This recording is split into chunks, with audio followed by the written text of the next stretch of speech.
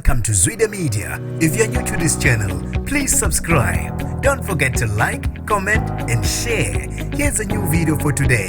Enjoy.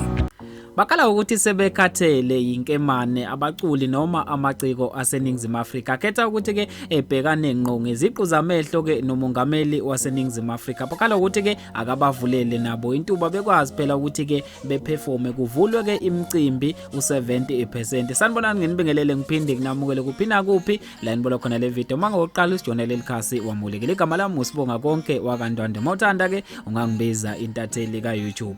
Bavele nje bangena imigwaqeni bayigxoba ke amaciko noma abaculi baseningizimu Afrika bakhala ukuthi ke sebekhathele ukubulawa indlala kunini ke selokhu lavala izo phela selokhu kwaba nothaqa phecelezi indaba ye lockdown bathi bona ke sebekhathele ngoba kukho abakutholayo imicimbi imile konke kumile njengoba kuyinto bona baphila ngayo umongameli ke bakhala ukuthi ngcono ke ethi nabo ukubabonelela njengoba ke nabo bakhala ukuthi ke bangabantu bavele ke babamba imashi bezwakaleliseke unganami noma ungaphatheki kahle kwabo ngaso ke lesenzo sika mongameli ukuthi ke bathi ama liquor store ayavulwa ayavalwa ngapha nangapha namanye ke amabhizinisi kodwa ke bathi indaba yabo ayibhekwa nakancane uthi ke umongameli bona bazophila ngani bathi ke manje sekuyisikhathi ukuthi ke nabo ke phela isigadle noma yezwakala indlala kubona nabo ke banemndeni futhi ke bathi bangabantu ake bebhekelelwe ukuze bekwazi phela nabo ukuphila impilo iqhubeke iye phambili bathi ke sesiside kakhulu isikhathi